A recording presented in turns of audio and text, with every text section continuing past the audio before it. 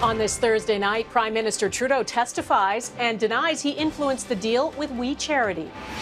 We Charity received no preferential treatment, not from me, not from anyone else. You don't seem to understand, Mr. Prime Minister, the conflict of interest applies to you. The confrontations, the questions, and new claims the Prime Minister pushed back on WE's involvement in a student grant program when he first learned of it. Ontario and Manitoba unpack plans about heading back to school this fall. We need to weigh the risks of COVID-19 against the harm of school closures. The tricky balance of opening schools and keeping kids and the community healthy. Could the U.S. presidential election be delayed? The idea President Trump is floating is past presidents pay tribute to a legendary civil rights leader. There are those in power who are doing their darndest to discourage people from voting. And blast off NASA's ambitious mission to Mars, rockets into space. Global National with Dawna Friesen. Good evening and thanks for joining us. Prime Minister Justin Trudeau, under investigation again for violating ethics rules, testified in his own defense today and denied he or anyone in cabinet gave preferential treatment to the We Charity. It has a long history of close ties to Trudeau's family and Finance Minister Bill Morneau's family, and it was given a multi-million-dollar deal to administer a federal student grant program. There was never any direction by or attempt to influence from me or my staff that the public service recommend We Charity. Getting young people to serve has been a goal of mine well before I ever got into politics. So I deeply regret how this has unfolded. Trudeau and his Chief of Staff, Katie Telford, testified before the Finance Committee to account for a controversy that is all their own making. And today, Trudeau admitted he knew there would be scrutiny about making a deal with We and says he pushed back on it. Abigail Bimman was watching the testimony. Abigail, this was the moment the opposition was waiting for. What happened? Well, Dawna, the Prime Minister stuck to the same messaging, adding in a few new details, repeating that having We lead the program was a recommendation from the nonpartisan public service, but he did deliver some news in his opening statement, saying it is unlikely the student grant program will happen at all. Now, for weeks, the government has said it's still working on a way forward. Now it seems that's no longer the case. We Charity received no preferential treatment, not from me, not from anyone else. The public service recommended We Charity, and I did absolutely nothing to influence that recommendation. May 8th, the first time Justin Trudeau heard We was recommended to lead the $900 million student grant program. He testified he and Chief of Staff Katie Telford were briefed just hours before a cabinet meeting. They had reservations about the speed and pulled it from the agenda. Even given the rapid pace of work during the crisis, this was not the way things were supposed to go. There are going to be questions because of the connections with my family on this. Yes, in hindsight, I should have recused myself, and perhaps that the program would be delivering for students right across the country right now. But when he was briefed again May 21st, Trudeau said he was satisfied by what he heard from civil servants about due diligence. The choice was not between providers. It was between going ahead with We Charity to deliver the program or not going ahead with the program at all. At that point, the Prime Minister says he knew about his wife's unpaid work for We, with expenses repaid and all cleared by the Ethics Commissioner, he said, and he knew about his brother and mother's work, but not in detail. I did not know how much work either of them had done with We Charity or how much they'd been paid. Conservatives pushed him for the dollar amounts. He said he didn't have any. My mother How much? has just the dollar figure throughout her life. The dollar figure, Prime Minister. Various ways, and is proud How much? of the work that she's done, and I'm proud of her. How as much? well. And the NDP was focused on ethics. You give an impression, anyways, that you don't believe that the laws that define what politicians can and cannot do applies to you. Do you recognize what you've done here and the damage that's been done? Through this pandemic that, as you say, has been extraordinarily difficult and impactful on Canadians, we have remained focused on them. But no clear answers there either. Abigail, the Prime Minister's Chief of Staff, Katie Telford, testified today too. We rarely hear from her. What did she say? Well, in her opening remarks, Katie Telford said she has regrets about Trudeau's lack of recusal. She said in hindsight, they could have done more around the program, added another layer of scrutiny. She also says there were, quote, a handful of interactions between the WE organization and the Prime Minister's office, including one before the program launch in early May. But she said in that call, a policy staffer redirected WE to the appropriate department. And Abigail, this isn't the end of this, of course. Where do things go from here?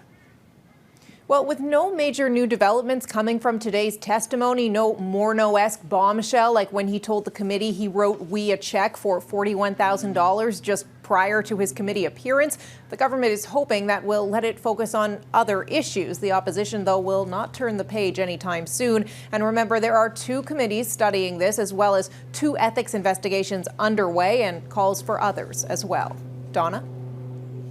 All right, Abigail Bimman in Ottawa, thank you. One of the key questions is about influence. Did the Prime Minister or the Finance Minister influence the decision to ask the WE organization to administer this multi-million-dollar student grant program? Trudeau testified today. As we heard, there was no influence exerted. Here's a rough timeline of events. On April 5th, the Prime Minister spoke to Finance Minister Bill Morneau by phone about ways to help students whose jobs and volunteer work disappeared because of the pandemic.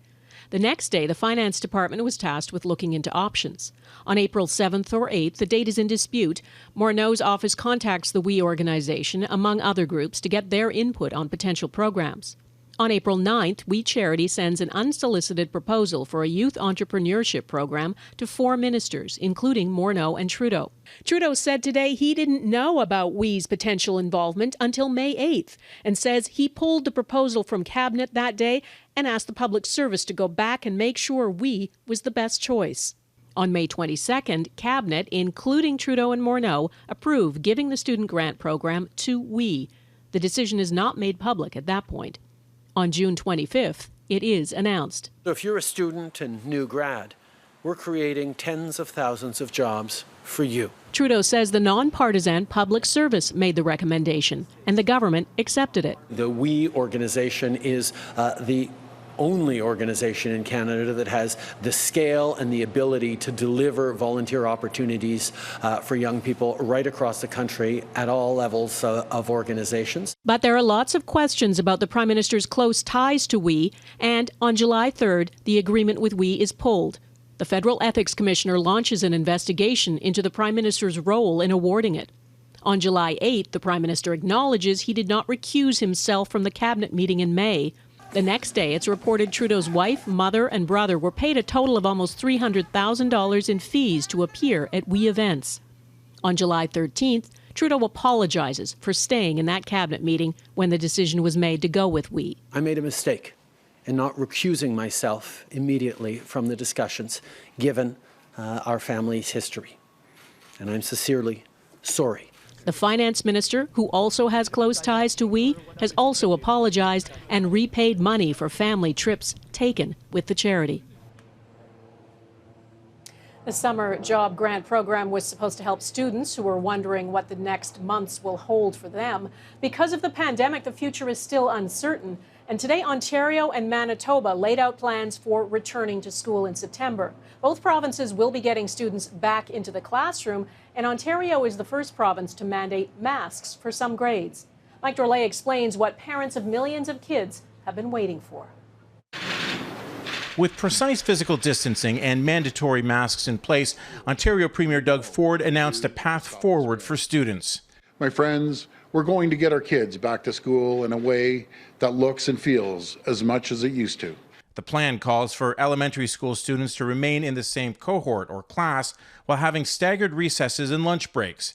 Secondary students, mostly in larger schools, will go to an adapted model with a maximum of 15 students in class on alternate days. And all students from grades 4 through 12 will be required to wear a mask. Parents can opt out of sending their child to class if they wish. Little kids aren't actually not that contagious. They'll get it from their parents, but they won't give it to their parents. So I think with younger kids, I'm not really that concerned about big outbreaks. Let's pick a letter F. Ontario was the first province to cancel classes in mid-March after the pandemic hit, opting for a distance learning program that saw students in front of their teachers for as little as an hour a week. The model was as good as we could make it when we did the at-home and distance learning. However, I do think we need to be in front of our students. Other provinces have announced similar restart plans, although all have their own terminology and methods for keeping students physically distant. Manitoba's plan is more relaxed than Ontario's, giving the students the option of remote learning. And if that doesn't work, they'll adapt. It's the reality of dealing with a pandemic, that it would be wrong for me to tell you that we know exactly how things are going to go in September or October. Teachers and school nurses will certainly be extra vigilant, but it all starts with parents like Bianca Smalley, who hopes other parents do as she plans to and keeps their kids home if they're sick. So, people just, have to choose between sending your kid in with, the sniffles or losing a day's pay and losing, your ability to feed your family. The bottom line is it has to work. The alternative is more homeschooling. Mike Drolet, Global News, Toronto. There's a sobering snapshot of the state of the American economy tonight. The pandemic has triggered the sharpest economic contraction in modern American history. The GDP, the broadest measure of economic activity, shrank by 32.9% in the second quarter. In the spring, many U.S. businesses screeched to a halt, and the U.S. is now in its first recession in 11 years. That is not good news for President Donald Trump, who likes to champion economic growth. Today, he did something his critics feared he might try. Donald Trump floated the idea of delaying November's presidential election. He doesn't actually have the power to do that, but he raised it in a tweet and also claimed mail-in voting as an alternative to voting in person is too risky and could lead to fraud. Jackson Proskow explains what could be behind the wild idea. Down double digits in the polls and with his re-election at risk, President Donald Trump floated an idea that could upend democracy: delay November's election. Does President Trump have the ability to delay the election?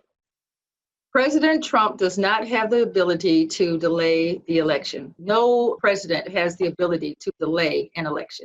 In a tweet, Trump wondered if there was some way to delay the election until people can properly, securely, and safely vote, implying it's too risky during the pandemic, baselessly suggesting that mail-in ballots as an alternative to in-person voting will lead to widespread voter fraud. Do I want to see a date change? No, but I don't want to see a crooked election. This election will be the most rigged election in history.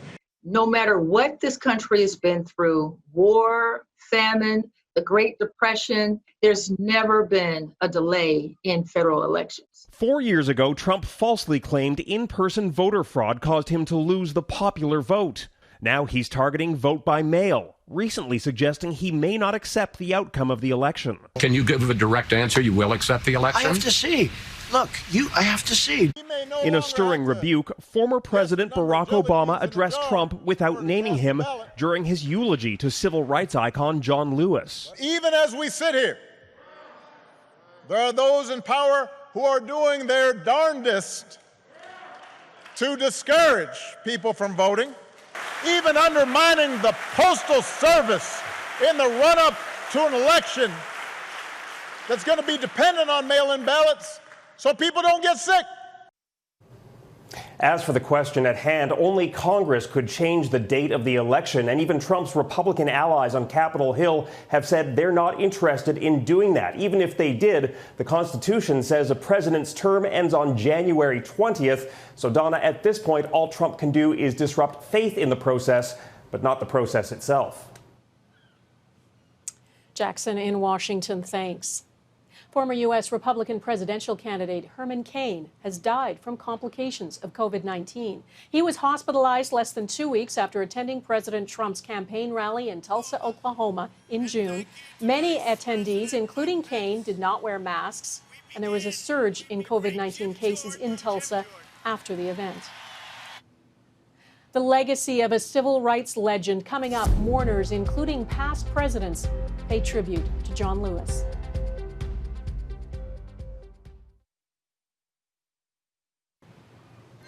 American civil rights leader John Lewis was remembered today as a man who often got into what he called good trouble, necessary trouble, in the fight for equality. His funeral took place in Atlanta, which he represented in Congress for more than 3 decades. He was the first of the Freedom Riders, the youngest speaker on the March on Washington, leader of the march from Selma to Montgomery, and the man known as the conscience of Congress. You may seek. The funeral drew hundreds of mourners to Ebenezer Baptist Church, the sanctuary of Reverend Dr. Martin Luther King Jr. A 12-year-old boy, a friend of Lewis, read from one of his favorite poems, Invictus. I'm the master of my fate. I'm the captain of my soul. 3 former presidents were among the mourners: George W. Bush, Barack Obama, and Bill Clinton. He was here on a mission that was bigger than personal ambition. Obama called Lewis one of his heroes, and in his eulogy drew parallels between the battles Lewis took part in during the civil rights movement and protests for racial justice happening across America now. We see it outside our windows in big cities and rural towns, in men and women, young and old, straight Americans and LGBTQ Americans, blacks who long for equal treatment, and whites who can no longer accept freedom for themselves while witnessing the subjugation of their fellow Americans. Just weeks before his death, Lewis visited the Black Lives Matter Plaza in Washington and witnessed how police brutality has ignited national outrage. In a final essay written before he died and published in the New York Times today, Lewis writes, "Though I am gone, I urge you to answer the highest calling of your heart and stand up for what you truly believe." If I could help. A call to action from a towering figure in the civil rights movement. Lewis was 80 years old. My living shall not be in vain. We're back in a moment.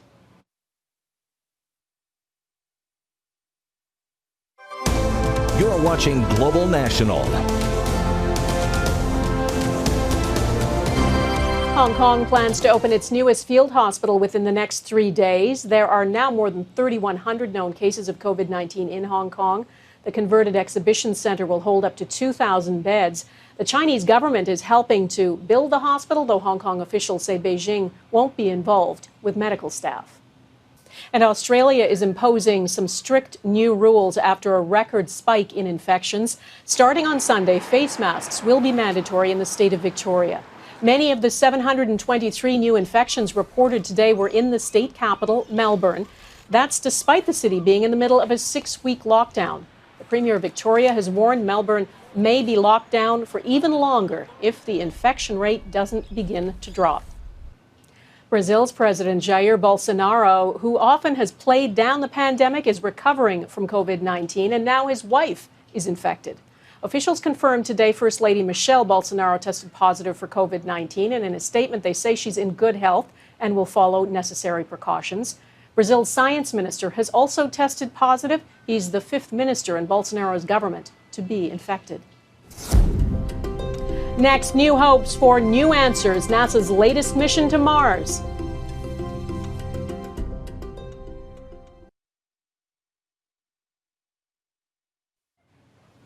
It's being called the most sophisticated Mars mission in history. Perseverance just blasted off and is the latest robotic rover designed to search for evidence of life on the red planet. As Eric Sorensen reports, the multi-year mission will not only look for signs of microbial life, it will set the stage to bring back samples of Mars to Earth. A shiny new Martian rover, Perseverance, is the precious cargo inside this Atlas rocket. 0. Release. It's a multi-year, multi-billion-dollar journey to discover with certainty whether there has ever been life on Mars. Perseverance will land here in Jezero Crater because 3.5 billion years ago, Jezero was a lake fed by a river surrounded by an atmosphere that may have supported life. I would imagine, everything from that point forward is going to be, okay, what other life is out there? How do we get to it? How do we study it? How do we understand it? it'll be absolutely the biggest discovery, I think, in history. Today, Mars is a dusty, forbidden landscape. Perseverance will roam and survey and deploy the first helicopter ever flown on a different planet. So this will actually be very much a Wright brothers moment, except on another planet. With Perseverance en route, July has become rush hour to Mars. Last week, China launched Tianwen-1 to orbit and deploy a rover on the Martian surface. A few days before that, the United Arab Emirates sent a spacecraft called Hope to study the atmosphere of Mars, a first for the Arab world in space. The space exploration towards Mars, UAE now is a member of the club. The 3 missions to Mars, Hope, Tianwen-1, and now Perseverance, have all left Earth now because the window of opportunity only comes every 26 months. The goal is to have the 3 spacecraft intersect with the Martian orbit when the red planet is relatively nearby. The trek will still cover more than 560 million kilometers. All 3 will arrive at their destination in February of 2021, 7 months from now. Perseverance will be the first in a series of missions not just to explore, but to gather pieces of Mars and bring them back to Earth. It will drill some 30 rock cores to be sealed in cigar-shaped tubes. Future missions will collect the samples and return them to Earth in 2031. Canadian team member Chris Hurd can't wait. If everything goes well, we'll have really intriguing evidence, potentially in the form of organic molecules detected or even certain structures in the rock that could be indicative that life was there. But to have that definitive proof, we need to bring those samples back and see them in the lab. This is not just another space flight. It may settle the age-old question, are we alone in the universe? Eric Sorensen, Global News, Toronto.